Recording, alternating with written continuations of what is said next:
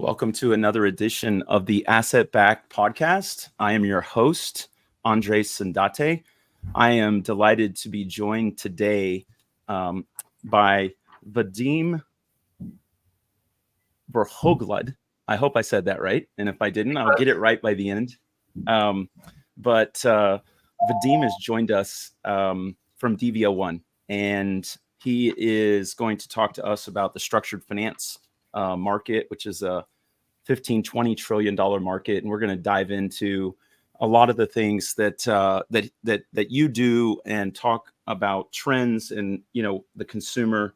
A little bit about his background. He's a vice president and head of research publication at dv01. He's going to talk again about structured finance and what kind of investors need to be aware of. So we have a lot of ground to cover. A little bit about dv01.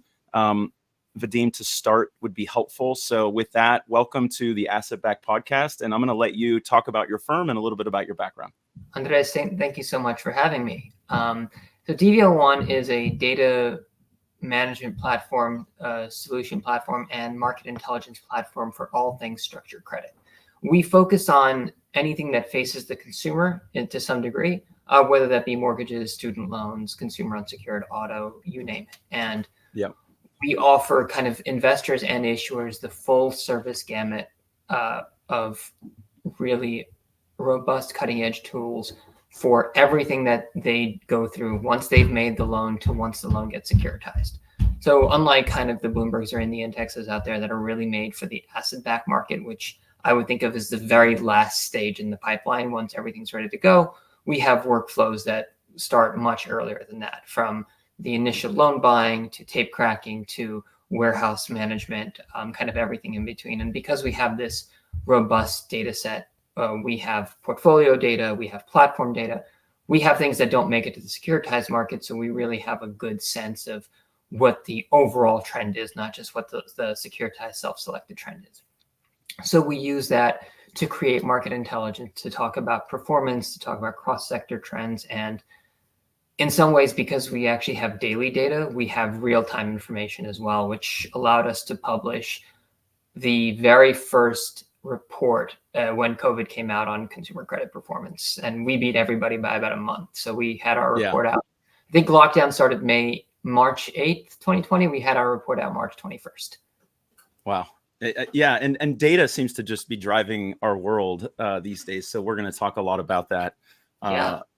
And congrats, by the way. I know reading and researching for this conversation that the company dv01 has been growing very quickly, very rapidly.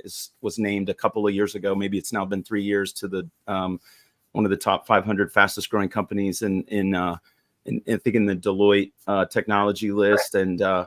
And you're now I know it's public, but you're now is it a division or an entity of Fitch? We are owned by the same entity that owns Fitch. So we're part of Fitch Solutions. Yes. Got it. But we remain an independent company, kind of working with Fitch as a partner, not necessarily part of Fitch. Well, one of the things that I wanted to talk about first was your background. You have a very interesting background as a chartered financial analyst. You've spent 15, 16 years in the financial markets, but in a variety of capacities. I know you have a lengthy track record, over 10 years at a big hedge fund, and now you're doing quite a bit. You have your own podcast, so there's a lot of stuff I want to talk about. But give us a little bit of your background and kind of how you arrived to the role you're at dv01. Sure. So I mean, I was fortunate enough to start in structured credit right before the credit downturns, or right before 2008. And I was very fortunate to land at a hedge fund that was sufficiently short the housing market that it was able to survive, where a lot of structured credit funds did not, especially a lot of structured credit funds that had CDO managers, which ours did. And that was one of the very important things that I was looking for when I was interviewing. I was blessed to be able to learn just how detailed, how much you can do in the structured credit markets, and how wide of a variety it is. And unfortunately, some of that variety and some of that dynamism really went away in 2008, and in some ways has never come back. So the markets are very healthy, the markets are very strong, but there is something still quite missing from the amount of dynamism that existed before 2007 and 8. Now, whether that dynamism was all good, it certainly wasn't. It certainly led to some prevalence of behavior that wasn't well understood by all market participants. It led to a lot of losses. It led to, quite frankly, a financial crisis very much unlike anything we'd really seen in the modern world, because we haven't had a financial crisis in the age of data, in the age of kind of instant trade settlement and cross-border flows. So the closest maybe was the Asian financial crisis of 97, 98, but that pales in comparison. This was so much more pronounced that, of course, it wasn't anything like the Great Depression in terms of unemployment and GDP decline, but it was so much more, I guess, spread across the world. And the impact was so globally felt that US mortgage bonds wound up tanking the Icelandic economy and Iceland's main 3 banks and German banks and Italian banks. And then Eastern European debt tanked Italian banks. So in some ways, this level of sophistication was what made it so complex. And since so much of it started in the asset-backed market, there was a lot of innovation that went into that. And there was a lot of, because so much of that had to be unwound and there were so many losses, there was so much kind of default, people just ran for the hills. They went from everybody wanted to be part of this market and as much as possible, and it grew and it had more asset classes, to nobody wanted to be part of it. So a lot of the innovation went away, but it behooved on the people that stayed to do the diligence, to do the credit work, to really understand the data behind mortgage performance, which at that point had been taken for granted. Yeah. And since then, I try to use that learning. And in fact, what I've tried to do since I've been at dv01 is to take the insights that I used in analyzing bonds. Like, how would I personally select a bond portfolio? How would I select good loans, and apply that to creating market intelligence and creating our performance reports that we publish at dv01. Yeah, and there's a lot of great website material and research that your firm puts out. So I'd encourage listeners to go on dv01.co and look at the resources and the research. And then, as I mentioned, you also host a podcast, which I've had a chance to listen to, called In the Tranches of Structured Finance. I love the name. So there's a lot of good content out there. And you mentioned you work with issuers and investors and multiple market participants. So we're going to talk about the health of the U.S. consumer here in a minute. But before we jump into that, you've been at the firm 5 years, and you talked about this dynamism that maybe existed pre-08. And, when the GFC happened, a lot of, I would say, the mainstream, Main Street kind of investors probably didn't realize just how interconnected the global financial markets were, and didn't realize, like you said, the impact that mortgages in the US, residential mortgages, let's call it, would have on European banks and or German insurance companies. You've been at the firm 5 years, and what really struck me about the mission and the vision behind dv01 was really to help prevent another GFC from taking place, because you're able to really bring unparalleled transparency and intelligence to the structured products market. What was the decision, thought process to go 5 years ago to dv01, from where you were on the asset management side of the business? Absolutely. So to the point that I was saying earlier, I felt like at some point I really wanted to broaden my asset class exposure, and I really wanted to kind of do something a little bit different. You can trade mortgage bonds for a long time, and there's always something unique in a bond, one from the other, and there's something unique about every trade. But at some point, the process becomes a little bit repetitive. And this was in 2018, and the sector hadn't yet started to innovate with the kind of products that I think it's innovating with now, but really it just wasn't bringing new products in the way that I thought was kind of furthering my own intellectual curiosity. And when I arrived at dv01, I realized just how big the opportunity was to, as you kind of said, mainstream investors just weren't familiar with how much the the mortgage world had spread out. And in some ways, mainstream investors exiting this space is what got rid of that dynamism, because at some point, you just had hedge funds trading or asset managers trading pre-2008 mortgage bonds with each other on a cash basis, and that's it. Yeah. Right. There wasn't new products. There wasn't kind of new innovation in lending. And in some ways, that innovation was going to other spaces, whether it was consumer unsecured, and kind of changing the business model there. Or today, it's the different types of home equity products that are getting made, or even the different types of H mortgages that are getting made. That's kind of the start of good innovation that really is at the heart of what structured credit can offer, because it does offer you a way, as an investor, it offers you a way to get in touch with the consumer that you can't otherwise. I always like to ask people when they say, oh, I'm so critical of consumer credit and consumers take on too much debt and all of these things that never hold up to data inquiry. I always say, if that's how you feel, why don't you take a position against it? And then you quickly realize that it's not possible. Yeah. It isn't possible to bet against the consumer if you wanted to. It was possible for institutional investors pre-2008, but it's no longer possible. And that's some of the innovation and the dynamism that's gone away. And one of the reasons it has gone away is because so many investors looked at that market and said, we didn't understand what we were buying. We didn't understand what the data looked like. How do we know what these pools were? How do we know historical precedents? And the answer to them was, well, you have to hire a quant. You have to, find a firm that will host the data, that will let you access it and query it quickly. And again, this is the days before cloud compute. So it was quite slow. You'd had to do all that, and you had to hire a person that knew how to filter through the data, knew how to create dynamic work on it, and then how to analyze it. And that just wasn't available in large quantities, and people didn't use it. And you also had to read the complicated legal documents that nobody ever reads. Right. If you think nobody reads the terms and conditions of an Apple contract, just wait till you see a 500-page offering memorandum. That's right. The priority of payment section and the reps and warranties and all that. And that work just wasn't done. And then when people lost money, they in some ways said, they kind of threw up their hands and said, okay, I'm done. Yeah. When that happens with a large number of investors, you lose the need to innovate, because you lose the need to pitch credit products to them. And now that some of the investors are coming back, some of that innovation is happening. Not all of it's coming back. We still don't have synthetic trading in ABS like we used to. We still don't have indices except for commercial real estate that we used to. And those are things that are highly necessary because they bring transparency to the market. And as not even just from my seat at dv01, but just as a general, practitioner in this space and as a follower and investor in this space, this is something we should all want, because it gets more eyes on the market. It gives other members a way to participate, which kind of grows the pie for everybody.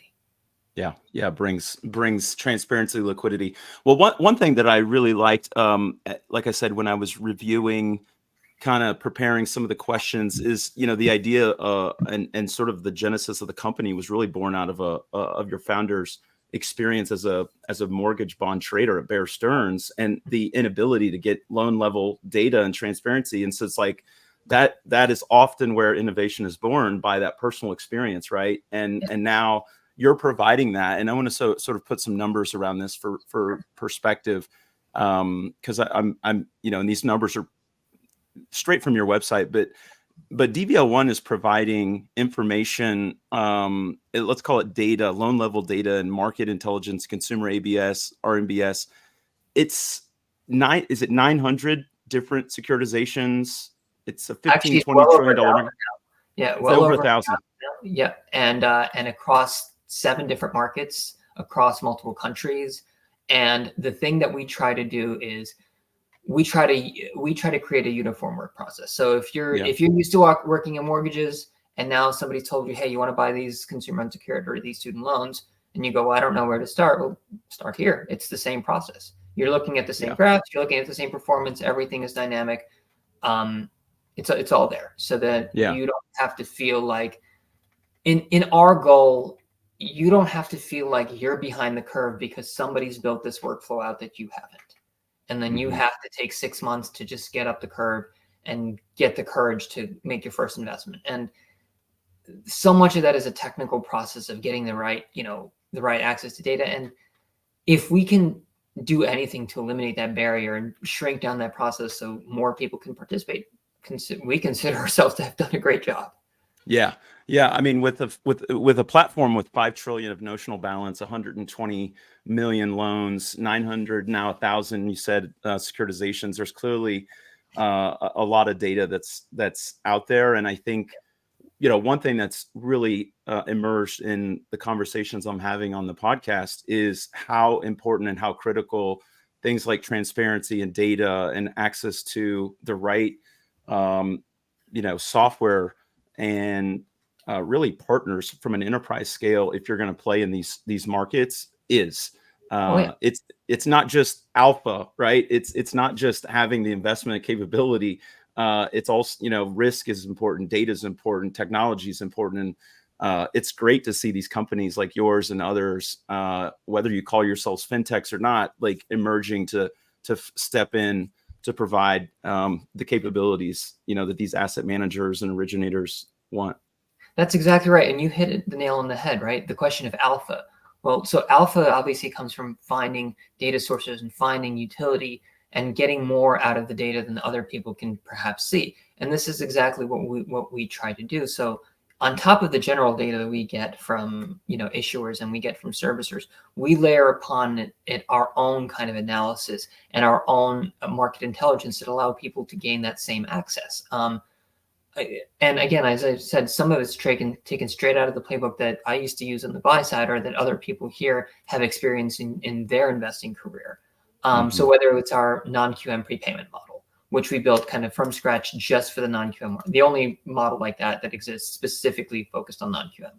That's the same kind of alpha generation that a fund manager would do when they were selecting securities, or a lot of our regional analysis where we do kind of county affordability ratios or zip code rankings, or our kind of the surprising analysis we did a couple of years ago where we saw that loans that are located in counties or zip codes that are funded by renewable energy outperform in the mortgage market relative to everything else, even when you controlled for FICO, DTI, and LTV, which is crazy because even LTV doesn't outperform when controlled for FICO and DTI.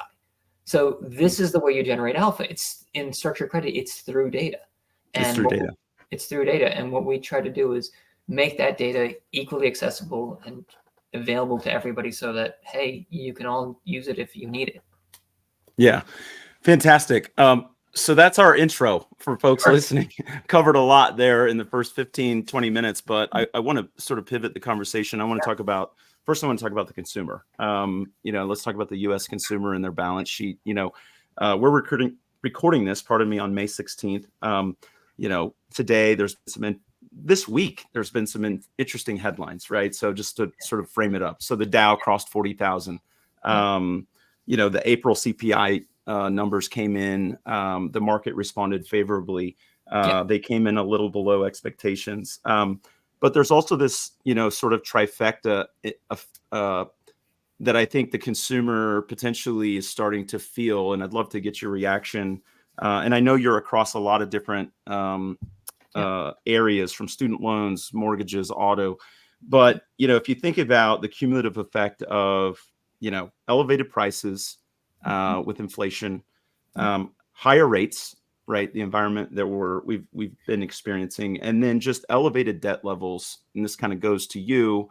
What toll is that taking? So let's just talk about the overall consumer balance sheet in the U.S. Could you just sort of help us understand like what you see? Yeah, absolutely. So if I had to put a scale on it, I would say that the U.S. consumer and U.S. households in some ways have never lived down 2008.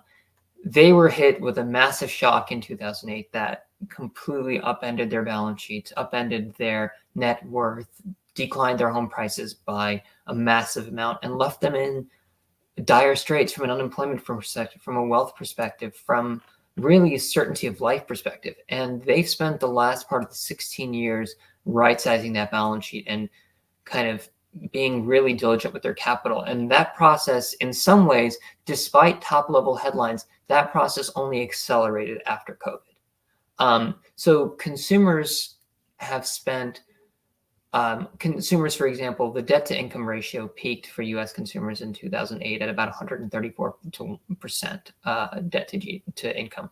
That ratio came down to 110% by 2019, actually 105, and it's down to about 99 today.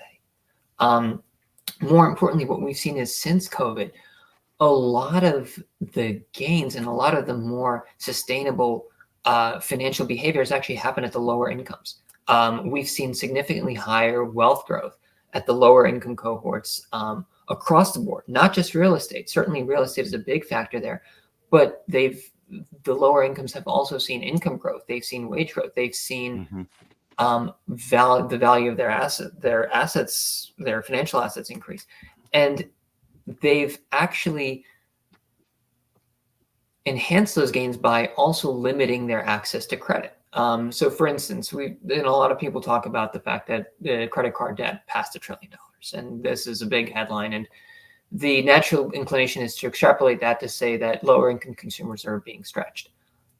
In fact, what we've observed is that since 2021, 2/3 of all actually since COVID, 2/3 of all credit card debt in aggregate, or consumer debt as a whole, 2/3 of consumer debt has been taken by the top 20% of income borrowers. So the 80 to 99 and then top 1%. On a per household basis, that 66% jumps to 85. Which was an astonishing trend. And some people will say, well, it's stimulus driven, or it's this, or it's that. But when you look, no matter what time period you look at, if you want to look from the second quarter of 2021 to today, or from the second quarter of 22, or third quarter, consumer credit growth among the bottom 60% of income cohorts is slower than it was from 2018 to 19, or from 2017 to 2019. And it wasn't very fast back then. It wasn't astonishingly fast back then, but it's slower today. Now, their mortgage growth has been higher, but that's been offset by massive gains in asset prices. And the fact that they're taking on mortgage debt, it's not even a bad thing because they're not taking on risky debt. What's been interesting is even though as much as home prices have gone up, as much as interest rates have gone up, debt to income ratios are basically unchanged from 2019 levels on new mortgages. On the average and on the kind of the worst, like the 90th percent risk profile, same for LTVs. So incomes are strong, fully income documented, everything. So the consumer keeps focusing on their balance sheet. And if you look a little bit more holistically at their expenses, according to the consumer survey, Consumer Expectations, which is the longest kind of survey that you've got by the BLS, this is what they use to create the CPI, and it's a once-a-year survey, so it's fantastic. If you look at that and you break it down into kind of essentials versus necessity spending, U.S. households have spent the better part of 30 years shifting their expenses from discretionary to necessities. And nowhere is that more manifest than younger households. It's actually the youngest cohort that have done it the most. And that youngest cohort just so happens to also see some of the highest income growth, some of the highest wage growth, some of the highest home ownership growth until 2023. That's changed a little bit this year, but only minor, and that minor is recovering from really, really strong levels. So in this behavior, it's young people that are kind of doing the best in some way, so to speak, which kind of flies in the face of popular narratives, but ultimately the data is what manifests, and that's what the data is showing.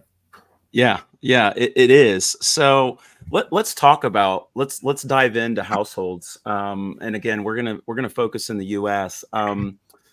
I'd love to, you guys are seeing this because you're getting, data, and with 1,000 securitizations and the 5 trillion in notional, you have the data to be able to opine on this. But could you just highlight, you talked about it geographically. I know you guys can do stuff on a county by county basis. Regionally, you can look at certain parts of the country.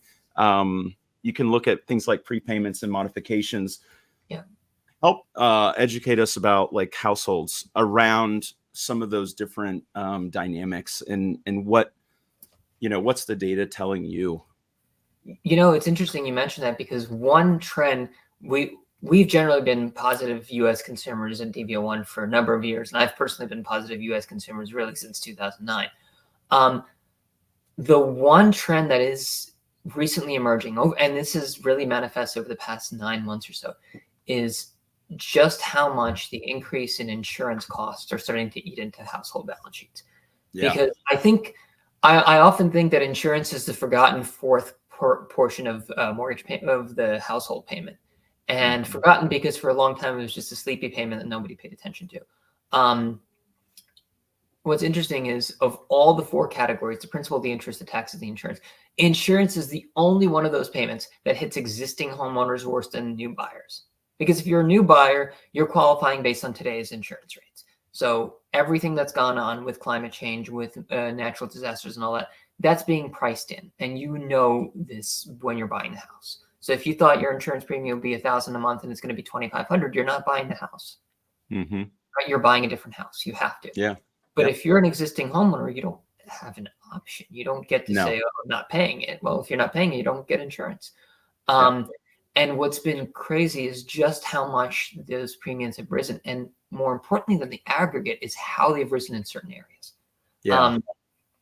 The quintessential example of all of this, it boils down to the state of Florida. Sure. No area is getting hit by this more than the state of Florida. And as manifest to this, the performance in Florida over the past year is arguably worse than any other state in the country. I'll tell you from trends.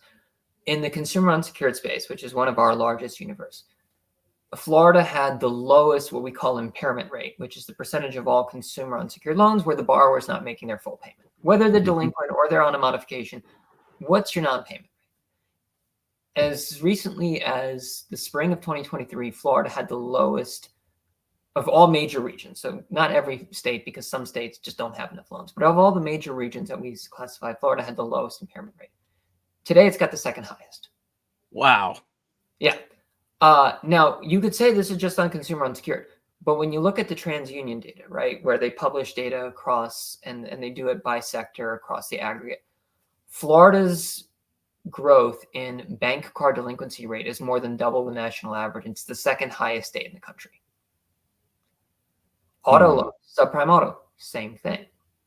And the measure that we really like, which is to look at new delinquencies adding back in default or charge-offs. Again, Florida, worst in the nation over the past, worst in the nation of major regions over the past year. Why? What's going on? Florida's economy is generally doing well. Everybody's talking about Miami home prices. Insurance.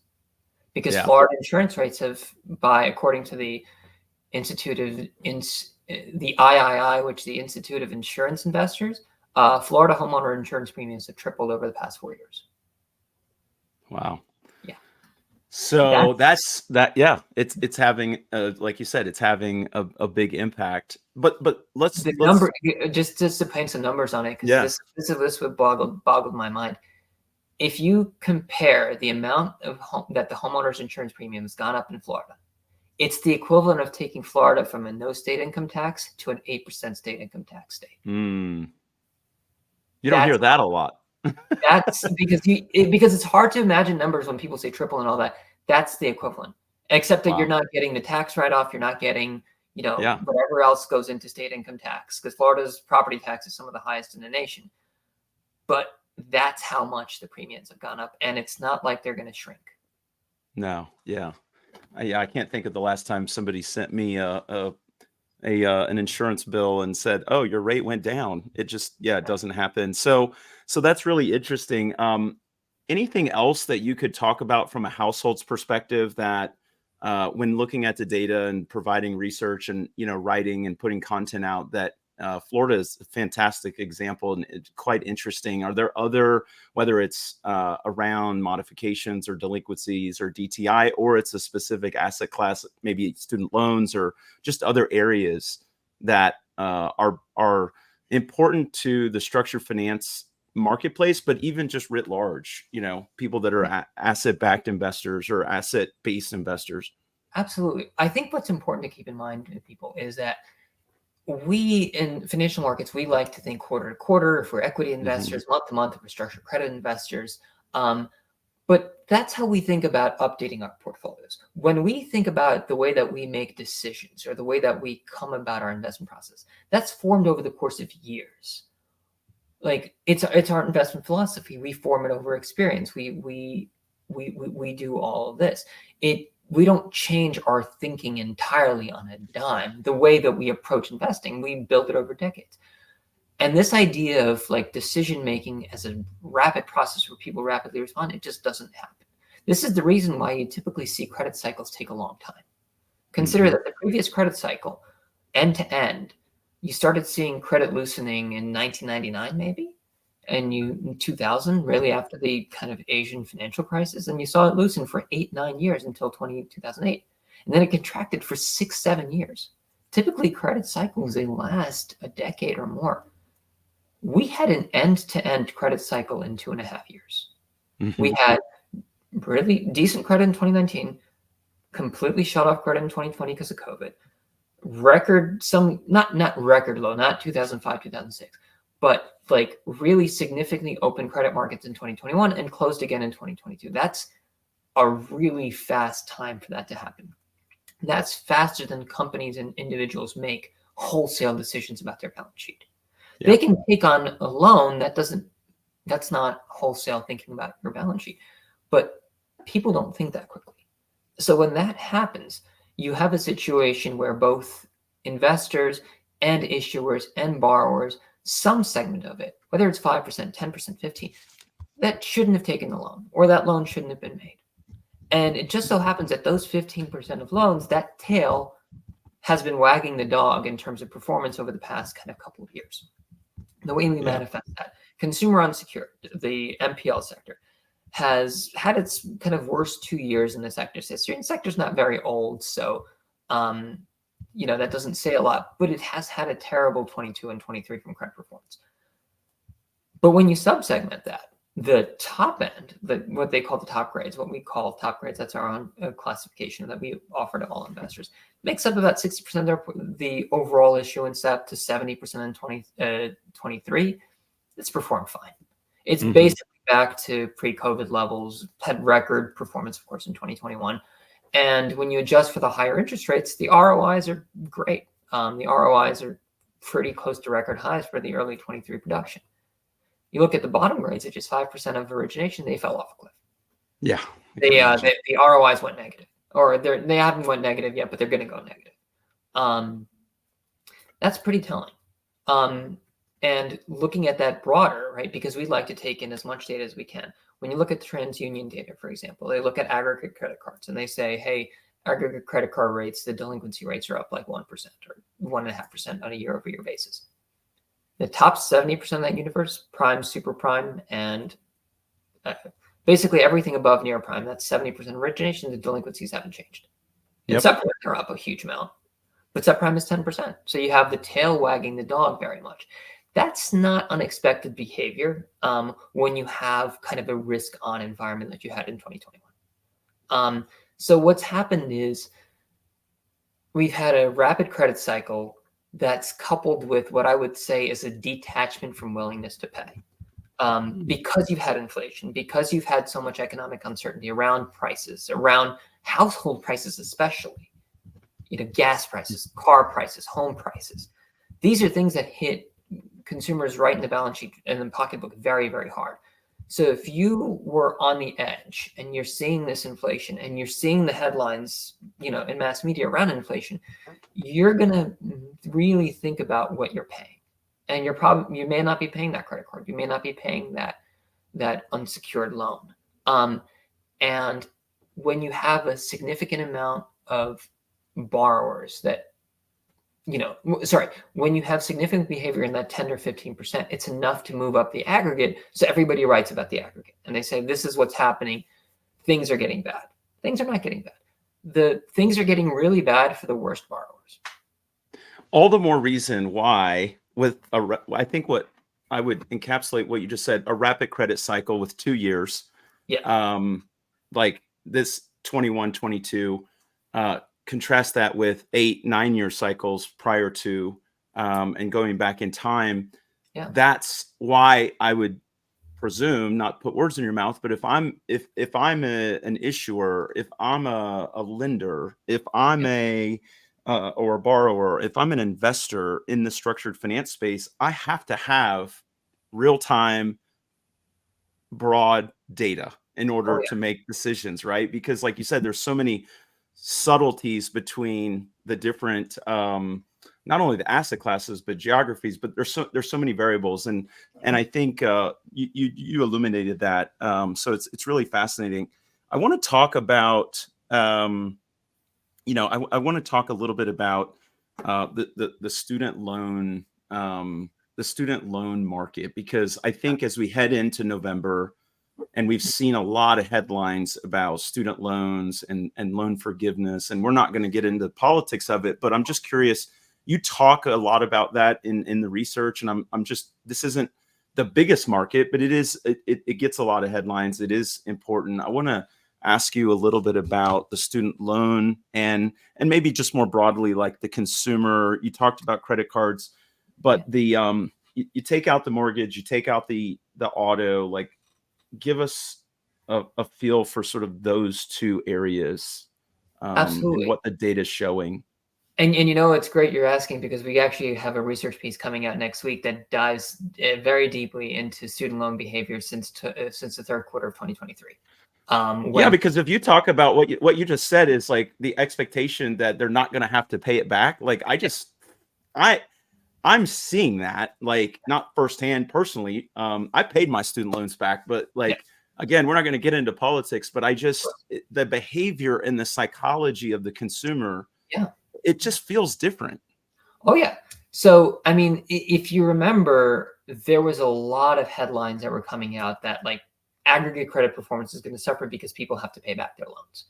And that was a real concern. You had people not paying for 3 years, right? Yeah. There's interest accrual that's going into that. They've made financial decisions for their life based on their payments, and their payments didn't include student loan payments. So what we observed, and there's actually a great data set for aggregate, not loan level information. That's not available for the federal portfolio, but there's a great data set that the Student Aid Office offers for anybody that tracks, and it's based on their collections data. So it's not sample based. It's not, it's not survey based. This is the collected data. And what they've shown is that you've had delinquency rates increase, but delinquency rates have kind of increased back to not quite pre-COVID levels, not as good, but maybe to 2016, 2017 levels. And you've had repayment behavior. You've had borrowers start to repay. So you're not quite falling off a cliff when you think about the student loan debt market. But more importantly, if the view is that you have to pay student debt because it's not dischargeable in bankruptcy, and it's a long process, does that manifest in other segments? Well, just so happened that in consumer unsecured, which had really bad 22 and 23, like performance was just constantly getting worse, it actually had some of its best performance since the fourth quarter of 2023. So behavior is improving. Not when we say improving, we say improving on a seasonally adjusted basis. There is a lot of seasonality to credit performance that people who aren't spending time in the markets don't really realize. That you can write a lot of media headlines about credit performance in the fourth quarter because it's generally bad, because that's when holiday shopping season happens. That's when and that's when a lot of near prime lenders do most of their business, is that time, because people need money for holiday shopping. They need money to finance that car or whatever. So you can write a lot of media headlines in. You can't write them in the first quarter because that's when credit performance improves. It just doesn't generate a lot of headlines. So when we say the best performance, it's seasonally adjusted. So on a seasonally adjusted basis, we've seen performance really start to improve across the board.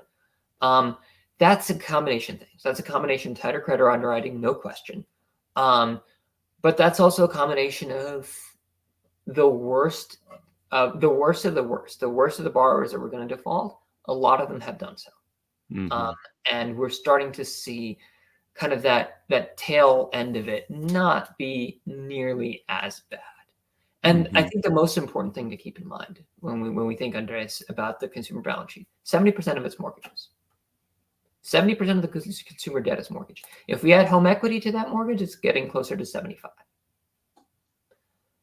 Mortgages set record low delinquency rates, all-time record lows, twice in 2023, and pretty close to record low in March 2024. Wow. Yeah. That's pretty telling. So we know what the consumer balance sheet priority is. Yeah. Auto performance also good. In the Yeah. prime sector, it's fine. It continues to be great. In deep subprime, it's not great. No question about it. But that's that tail wagging the dog question. That's right. That's the worst loans bringing up the aggregate. So in Yeah. aggregate, the consumer overall, if you wanted to bet on the U.S. consumer overall, you'd say bet the house, bet the farm, go at it all day. But be very diligent about that underwriting so that you're not catching the tail loans. Yeah. Yeah. So that's a great segue. Let's talk a little bit about origination. And let's just see, let's just kind of see where this goes. So, Yeah. Credit underwriting has tightened. We've seen that, and you could look at a lot of different areas where we've seen that take place. But there's no doubt the origination volume is just down. So give me and our audience like a sense for just origination trends across these different areas, from auto, mortgage, consumer, unsecured, student loans, etc. Sure. Starting with the easiest one, consumer unsecured, because that's the one that you can see the credit tightening kind of ratchet the most dramatically, and because that doesn't have collateral backing it, that's really where the credit tightening loosening manifests very quickly. Volumes are substantially lower than they were. So the record for that sector is early 2022, and volumes are off quite substantially, close to 50% off those levels. Now that's picked up a little bit, a minor amount in 2024. Some of that rebounding because it had a very, very rough Q3, Q4 of 2024. A lot of that decline has been credit tightening. We can't say how much definitively, but half is not outside the realm of possibility of that decline is issuers voluntarily tightening their credit box. Could be more than half, could be less than half, but that's not an unreasonable statement to look at it from that perspective. The auto lenders have talked about tightening their standards for quite a bit of time. And you've seen that in Experian's State of the Auto report. We've seen that in the Federal Reserve Consumer Report. Auto lending growth has slowed down substantially in terms of dollar balance. And that's coming in despite the fact that auto prices have risen. So auto prices are up much more than incomes over the past 2 years. For used auto, that kind of stopped in 2023. But even if you look at the quantity, the total, it's still substantially higher than, income growth maybe since 2019. And new cars even more so. But the volume of auto loans hasn't necessarily kept up with that pace, meaning that lenders are tightening. Mortgages, the question with mortgages is always about rates. Mortgages is pretty simple. When you have low rates, you have lots of volume. When you have high rates, you have no volume. 61% of American homes are owned in cash. Close to 80% of mortgages are locked in at fixed rates of 4% or below. So, yeah, that's where you're getting volume. So there's actually something that we covered, or we're going to cover in an upcoming piece, which is to say, hey, how does this manifest in home sales? And we kind of cover in detail our view about how the effect of like moving buyers is versus first-time buyers versus new mortgage takers, and how much does all that manifest? And the truth is, a lot of people that own their homes are just not going to list them. No. Yeah. Housing is in critically short supply in America. And there's a lot of implications of that when it comes to the mortgage lending, the underwriting, kind of and everything in between. But we know the mortgage underwriting is strong because, again, record lows. We're talking, these are legitimately record lows.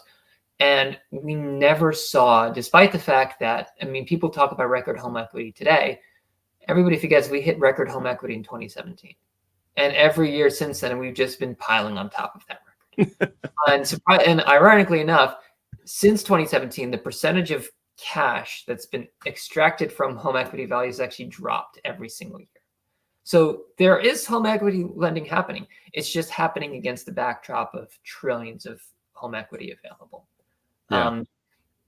And the interesting thing is we've had a really significant trend over the past 2 years, because for the first time since 2006, 2007, we've seen home equity lending emerge from outside of just big bank balance sheets lending to their existing clients to something that investors can get in front of, something that is accessible to investors. And I think that's very important because it unlocks the ability, not necessarily makes them do it, but it unlocks the ability for people who aren't,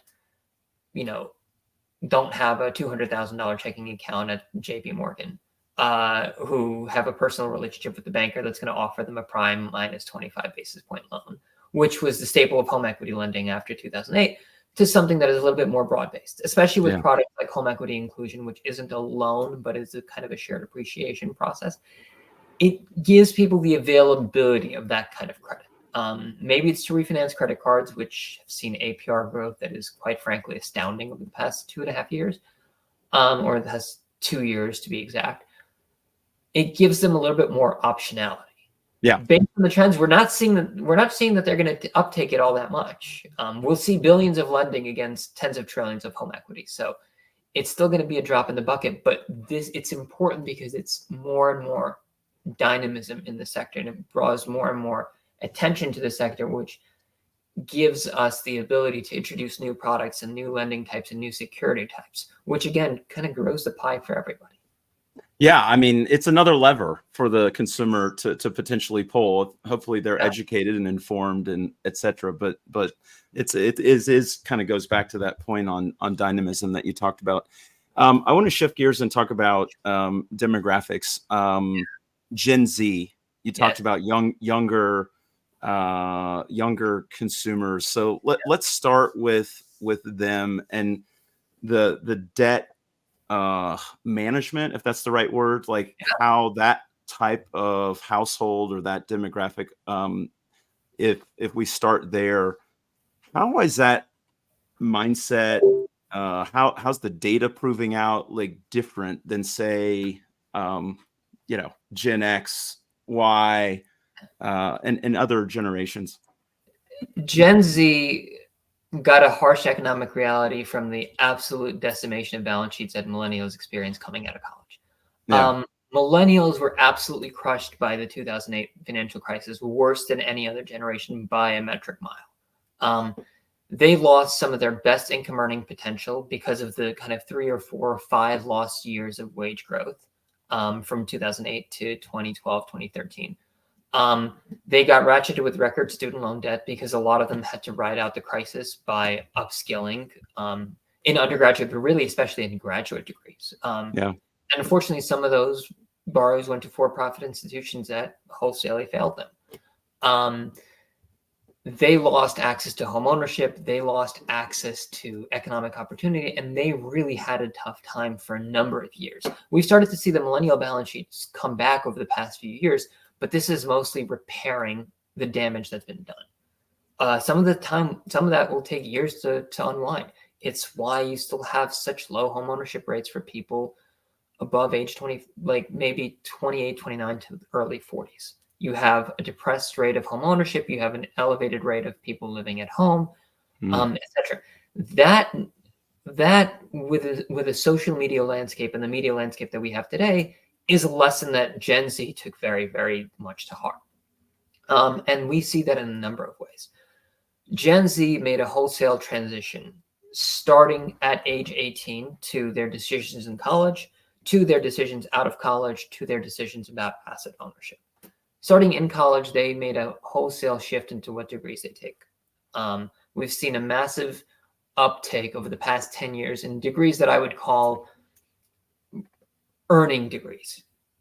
For just degrees that, from a financial perspective, pay more money. We've seen a massive uptake in medical degrees and engineering degrees and computer systems degrees, offset by a massive decline in liberal arts degrees and, unfortunately, education degrees as well. That's in college. They also made a concerted effort to take on less student debt. We saw student debt levels peak on an inflation-adjusted basis. They peaked in 2012. And this was kind of a recovery from 2007. They peaked really in 2007, then they peaked again in 2012, but that was mostly graduate school debt. Since then, they've come down quite substantially, and nowhere has that happened more than in undergraduate debt. That's come down for younger borrowers by anywhere from 5% to as much as 40%, depending on the data source that you use. So they took on much less student loan debt. They also went to trade schools quite a bit more. We saw trade school and apprenticeship growth of about 60-70%, or in some cases double from 2013 levels in aggregate, despite the fact that Gen Z is a smaller cohort than millennials on an age basis. They started the work, so they took on less debt. They got higher paid degrees. They mostly didn't go to 2-year institutions. They went to 4-year colleges. So you see, there a lot of people talk about an overall decline in enrollment. If you look at enrollment in public or private 4-year institutions, it's grown massively since 2010. The decline has been in for-profit institutions and 2-year schools. So they got higher paid degrees. Then when they come out of college, they have much higher job earnings. Their income grows substantially. And what they did with that income is they bought homes. So despite all of the rhetoric, despite all of the things that people talk about, home ownership rates among households under the age of 25 was at record highs from 2020 to 2022, sorry. It fell in 2023, but that's actually more to do with household formation than necessarily kind of a wholesale step away from home buying. So record incomes, low levels of debt, they took on the lessons of the global financial crisis that Gen Z had to learn the hard way. Sorry, that millennials, millennials learned it the hard way. Gen Z saw the impact from millennials on social media and said, hey, not me. Not going to go down the path. Well, fascinating. So there's a ton of good data there. There's a lot of interesting and powerful insights, and certainly things that that I would imagine your clients can factor in. Two final areas that I want to hit on before we wrap up. I want to talk about just consumer ABS more broadly, and just your views on this space in 2024. Yeah, I think 2024 is poised to be a very, very strong year in consumer ABS. And honestly, looking beyond 2024 looks equally kind of robust. The reason being that when consumer ABS, or what the ABS markets typically have really down years, it usually exposes a lot of bad lenders, a lot of kind of negative behavior. It kind of creates a negative spiral in and of itself. What we didn't see over the past 2 years, despite the volume declines, despite the spreads that they faced, was any massive wholesale collapse in existing lenders because of bad practices. It's not to say that no one collapsed. We certainly saw some private auto lenders collapse, which you could argue is a very good thing because of the risks that they took in 2021. But the sectors themselves remained robust. ABS volumes declined in 22 and 23 in large cases because issuers or with good balance sheets just said, hey, we have warehouses, we have strong balance sheets, we don't have to engage here. We're going to engage with our investor base and with our own balance sheet in the ways that we deem sufficient until markets recover. And markets did recover. So we saw massive volume declines in 22 and 23, which gave investors some comfort that, hey, you know, my returns aren't going to collapse entirely. And in some ways, the issuers are far more aligned to me today than they have been, especially, you know, harking back to the 08 days, because a lot of people that are in the space today were also in the space in 08. And they remember those lessons very, very well. So what's happened is now with some of the future rate paths, I guess, a little bit less uncertain than maybe the fears that existed in late 22 and parts of 2023, coupled with the aforementioned decline in ABS kind of pricing, coupled with maybe people not fearing that inflation can't be tamed, has brought in a lot of kind of interest to the markets, especially as people realize that performance didn't kind of fall off when they look at the top 80% of loans. And when that kind of happens, there's a natural inclination to say, hey, I can get my hands around this data. I can get a good understanding of what losses are going to look like. I can have a decent, you know, perspective on my credit performance, and I'm willing to pay for that risk. So in some ways, the rebounds that we saw in the equity markets have manifest in consumer ABS, maybe a little bit later than it did there, but for most of 2024, it's continued to be very, very strong. And there's no good signals showing why that would stop. Yeah, into 25. Yeah. The the last question I want to ask you, we've covered so much good ground, but one of the areas that I know that you guys spend a lot of time on is the is the is the auto space. And I had a show on recently with a group that supports issuers and originators on the auto side. So this kind of is a question to follow up on that one. Yeah. And that is, there's a lot of talk, there's a lot of speculation, particularly in the media, that there's a bubble forming in the subprime auto space, and that there's going to be some pain there. Yeah. And it's the next, potential, crisis, Yeah. credit crisis. Yeah.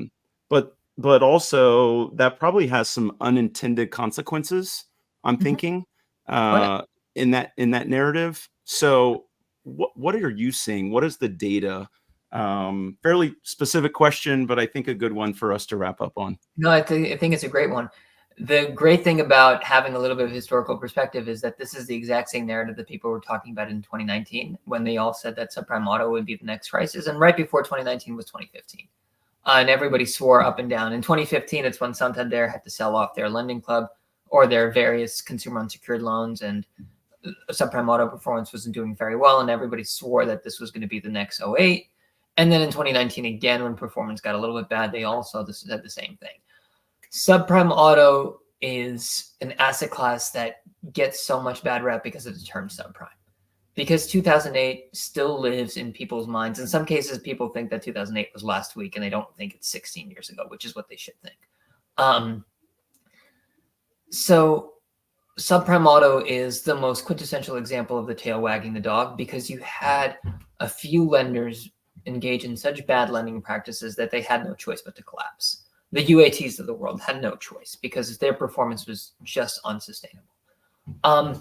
But as for every lender like that exists, there are 3, 4, 5 lenders everywhere on the subprime stack that are in this business for the long haul.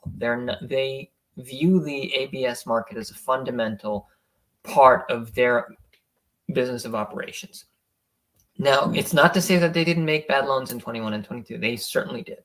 We saw kind of credit underperformance across shelves in that year. But what we also saw is we saw the same issuers step into their deals to provide credit support, whether that was decreasing their servicing fees or committing capital to top up excess spread, or making sure that even the lowest rated classes always had their OC support, because they all needed that market. They recognized the importance of it. They recognized the value that it brings to the business long term, and they stepped in. And we've started to see what we really saw in that segment is that for the bigger issuers in subprime auto and the generic issuers, their performance went back to 2019 levels. 2019 is not a great year in subprime auto, but it's nothing that's going to collapse the sector. For the worst issuers, it fell off. But those worst issuers collapsed. Their servicing went to steadier hands, and they managed to kind of correct over time. Subprime auto is neither big enough nor in poor enough hands to create the next credit crisis. It'll create the next credit crisis at 3 or 4 bad issuers. The credit acceptance corps in the world, the UATs of the world, they had to deal with the things that they had to deal with. Other than that, it's just not that big. The whole subprime auto universe, we're talking about a couple $100 billion. Consumers have $17 trillion of debt. Yeah. And this idea that this 300 billion over here is going to collapse all of it, just it makes for a good story. It certainly makes for decent media coverage, but in terms of actual efficacy, it's really not there.